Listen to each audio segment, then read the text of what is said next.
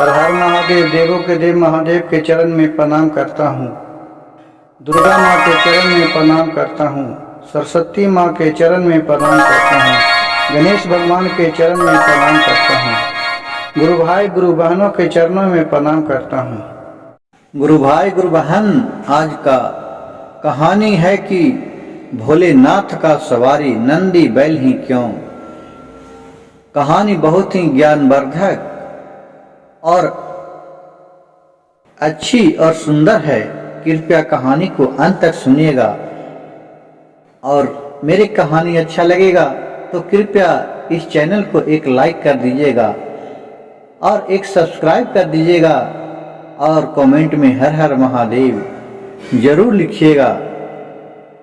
गुरु भाई गुरु बहन, देखिए भगवान का लीला अगम अपार होता है। इनका लीला अनेक अनेक भागों में बहुत कुछ बताया गया है और समझाया गया है। भोलेनाथ का कृपया अगम अपार है, इसका तो कोई नहीं जानते हैं। आज का इसी पर एक चर्चा करने जा रहा हूं कि नंदी बैल जो है वो भोलेनाथ का सवारी क्यों और दूसरा कोई कैसे नहीं है, इसके बारे में आज एक उदाहरण के माध्यम से आपको बताने जा रहा हूं।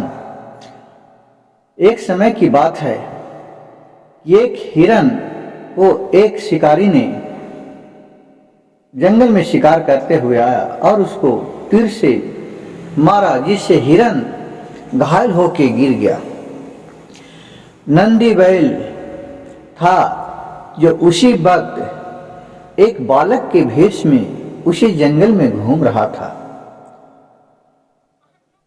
था तो देख रहा है कि नंदी बैल पर नजर पर आहा करते उसने क्या किया कि उस पर ममता आ गया। उसको उधर से फिर इसके सामने उसका सोचा कि बेचारा का उपचार कर देता हूं।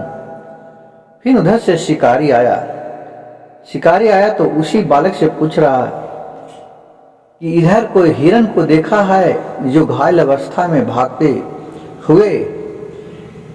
ब्राह्मण लड़का बोला, मन में सोचने लगा कि अगर झूठ बोलता हूं तो हमें पाप लगेगा, अगर इसको बता देता हूं तो इसको इस अवस्था में ले जाके और मार डालेगा। अब मैं तो दोनों दने से मैं ही पाप का भागीदारी बन जाऊंगा। अब करूं तो क्या करूं। वो बालक बोले कि देखिए, एक गया है उधर की ओर, दूसरा ओर इशारा दिया, उधर की ओर गया है। वो शिकारी खोदते हुआ उधर चले गया। अब गया शिकारी उधर गया तो नंदी जो बैल थे जो ब्राह्मण के भेष में थे, वो सोचा कि चलो अब इसका मैं उपचार कर देता हूँ। वही जंगल से पेड़ पत्ते के तोड़ के और उस पे मलहम, घायल अवस्था में था जिसका मलहम लगाने लगा। और बेचारा देखकर हिरन था, उसको डर गया, लेकिन वो बोले ब्राह्मण की डरो नहीं, अब तुम्हारे हमारे हम आपको अपने ममता बरसाया है, इसलिए आपको अब कुछ नहीं होगा, मैं आपको ठीक कर दूंगा। मलहम लगा रहा था पेड़ पौधे के तोड़ के, तब उधर से शिकारी आया और देखा, बोला कि ए दुष्ट ब्राह्मण, तुमने कितना झूठ बोला कि मैं हिरन को उस तरह गया, जबकि हिरन तुम्हारे पास है और तुम्हें ये मलहम कर रहा है। ब्राह्मण बोले कि भाई, एक अलचार व्यक्ति पर और अलचार बरसाने से किसी को जीवन को प्राण लेने से आपको क्या मिलेगा। ये तो भी एक जीव है, जिस तरह आप जीव हैं, आप मानव हैं, इस तरह ये भी एक जीव है, इसको छोड़ दो। हम इसको पर ममता आ गया, बेचारा के बाल बच्चा होगा, कहाँ कितना रोएगा।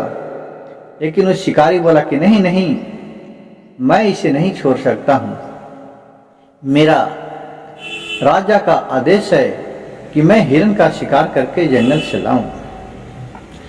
बोला ठीक है, राजा का आदेश है तो जाइए, अब तो ये मेरे शरण में आ गया है, अब मैं इसका रक्षक हूं।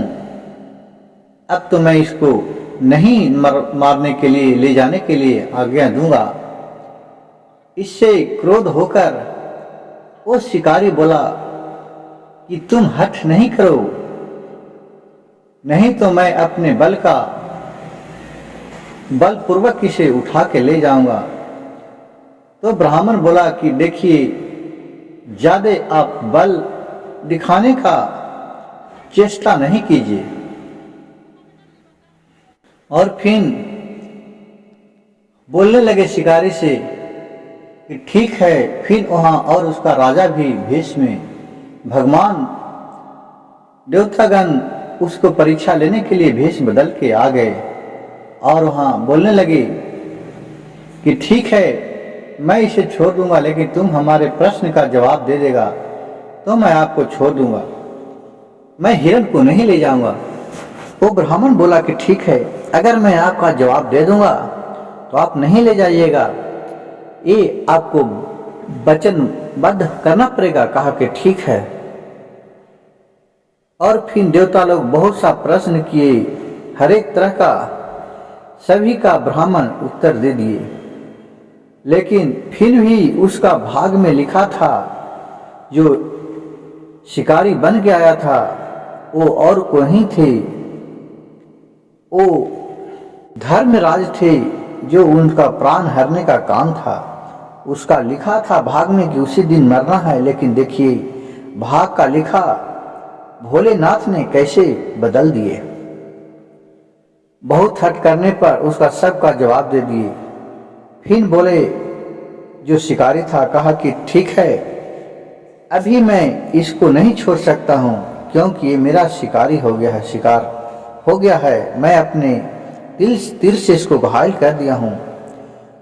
तो ब्राह्मण बोला कि ठीक है, अब ये मेरी शरण में आ गया है, अब ये मेरे परिवार का है, अब मैं अपने घर से, मैं इसको देखभाल अपने बेटी के समान इसको माना, मैं तो नहीं ले जाने दूंगा। ऐसी करते करते दोनों में बहुत बकझक होने लगा। फिर उसको बोला ब्राह्मण कि ठीक है, अब एक शर्त और है मेरा, कि हमें तुम अपने स्थान से, मैं इस धरती पर रखता हूं पैर, तुम हटा दो तो मैं ले जाने का आज्ञा दे दूंगा। कहा कि ठीक है। धरती पर ब्राह्मण रखा पैर, और धर्मराज था, ये उसको पैर में रस्सी बांध के खींचने लगा। ए ओम नमः शिवाय का मन ही मन जाप करने लगा, क्योंकि नंदी बैल थे, ये तो भोलेनाथ का मेन पुजारी है। वो अपने भोलेनाथ पर ध्यान लगा लिए, सब कितनों उसको पैर खींचने लगा, लेकिन पैर टस से मस नहीं हुआ।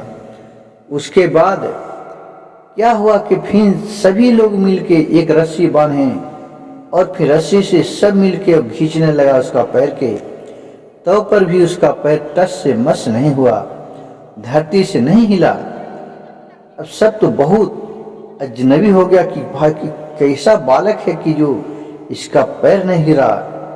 फिर इन्होंने सब सोचा जुगाड़ कि चलो इस बालक को मैं मार देता हूं अपने तपोबल से।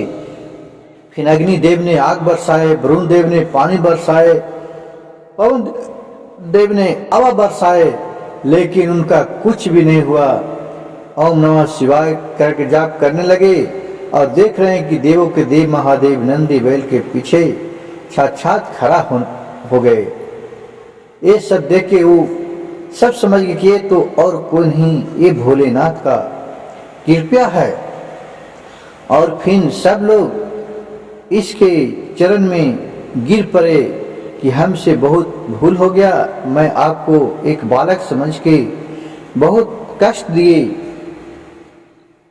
फिर नंदी बैल बोला कि मैं कहाँ हूँ, मैं तो भोलेनाथ नहीं हूँ, आप लोग कैसे करें कि हम भोलेनाथ हैं, सब भोलेनाथ प्रभु का कृपा है।